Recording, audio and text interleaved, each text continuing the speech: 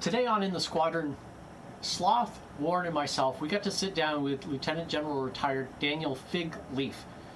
He used to be the Vice Commander of U.S. Space Command and the Deputy Commander of U.S. Pacific Command. Let's join the conversation. Questions? If I was going to ask any open questions, it'd be directed more for our mid-level captains.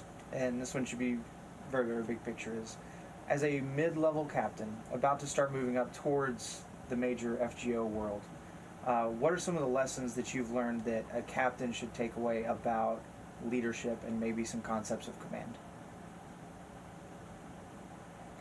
Wow. Small question. Yeah. Yeah, we've got 18 minutes before I have to pick you out. So I did an interview for a leadership book. A retired Army colonel and his Air Force major's son interviewed me in Hawaii. I don't know if they'll ever write the book, but it was a long, kind of wide-ranging discussion out on like this. And I'll paraphrase since this is being recorded. My response, I said, if we asked people who worked for you what you said to them that was most important, influential, consistent, people who work for you when you were an Air Force fighter pilot, what would it be? And I said, well, that's easy. It'd be shut up. Shut up. Now, there were other words in my answer at the time, but and that sounds really negative and demeaning and authoritarian.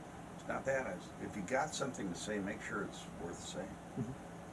Otherwise, do your job. And I kind of got scolded as a brand new one-star in the Pentagon. My boss, the Air Force XO A3 now, I think we call him, said, hey, why didn't you say anything in that meeting with the chief? Sir, I didn't have anything to say. That's a good reason, right? Yep. Well, you need to speak up. And, sir, I'm sorry. But I don't do color commentary. I guess I'm doing color commentary now, but focus on your job and make sure that what you say contributes to whatever the discussion is. And don't feel you have to highlight yourself as awesome, because I'm sure you're awesome. Well, you're in the Air Force. Yeah, you're awesome. Yeah. And the talent in the Air Force is in fact awesome. And I'm very proud of my association with our great Air Force. But the next thing I'd say is something I said to an OTS graduation yesterday. I had a young kid I've been a mentor to, became a second lieutenant. And I gave them 5 lessons. I think they're relevant, so let me quickly go through those. Sure. I didn't expect to. The first was be yourself, all right? Because everybody else is already taken. And whoever you are, however you are, got you to being a mid-level captain. It's also going to get you to being whatever you're going to be. And you're going to modify, you're going to learn, you're going to have experience, but don't try to be somebody else. Don't try to fit somebody else's idea of what you should be, for 2 reasons. 1, it won't make you happy. And 2, people know when you're faking, and they don't like it. And I'm sure the audience has seen people put on airs as they become the name a rank, name a role. So be yourself. The second is be brave. You cannot live up to our oath of office without courage. And I think about the oath of office not just when I give it. It's a really important promise. It's important because we promise to defend principles, not persons or territory. Or it's really important. You can't live up to it if you're not brave. Yeah. And that's not just in combat, and being brave in combat is not easy, but guess what? You signed up for it. It's in peacetime too. Do the right thing. Don't let things that shouldn't happen. Speak up. Make the tough decisions. Discipline airmen when they need discipline. Be brave. Work your ass off. Can I say that? Yes. In eSchool. Okay. So that's the third thing. Have a good work ethic. the best compliment I ever got as a vice president for a major defense company. I'd say a vice president's kind of like a 1-star, maybe 1.5-star job. Pays way better though. I went to meet some program managers at an office I'd never been to in a place that I was visiting for the first time. And the program manager I was working with introduced me this way. She said, hey folks, this is Fig Leaf. You know, he's a VP from Virginia, and he's just like all the other vice presidents, except he does actual work. Okay? Work your ass off. You owe it to your people. And nothing's more frustrating, than a worker or a leader who phones it in. You're going to have subordinates who phone it in, but a lead, God, that's just horribly frustrating. Be yourself, be brave, work your ass off. The next thing is bi-directional respect. And when I see people who fail as leaders and fail gloriously, it's generally because they have unidirectional respect. They either love their people too much or love their bosses too much.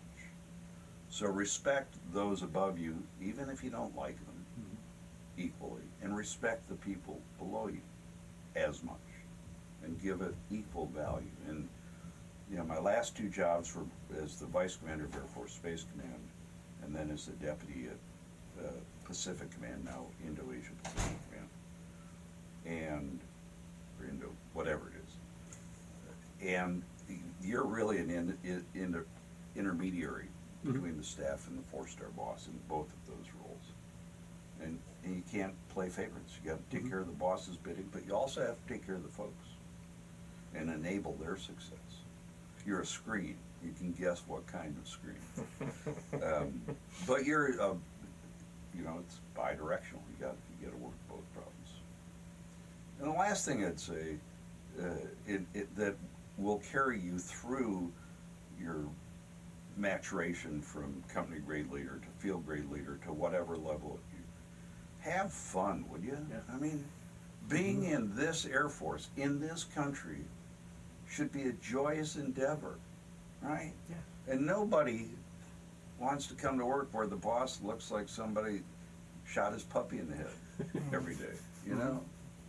So if you're going to be a leader, here's the dealio: you don't get to have a bad day. Sorry. You can, just don't do it at work. Right. And you don't get to pass things through this screen that I previously mentioned down to your folks, because it doesn't help. It's not the right thing to do. I was the commander of a fighter squadron. Well, I will mention it, the world famous, highly respected Triple Nickel, America's greatest fighter squadron, and don't you forget it. But I went into a pretty negative climate, morale environment, etc. And I wanted to change that, obviously, as the new squadron commander. And so I had a mantra that I'd find a way to work in the conversation every day. I would say facetiously, I hate my miserable life. And then say, we're flying the greatest airplane, the F-15 Eagle, in the greatest squadron, in Arizona. And so it was or I work with these great airmen, and they're doing wonderful things. I hate my miserable life. And the point was, say, our lives are pretty good every day. And even when I get my butt chewed by the wing commander, I did. Only got fired once, it didn't take. But that's another story.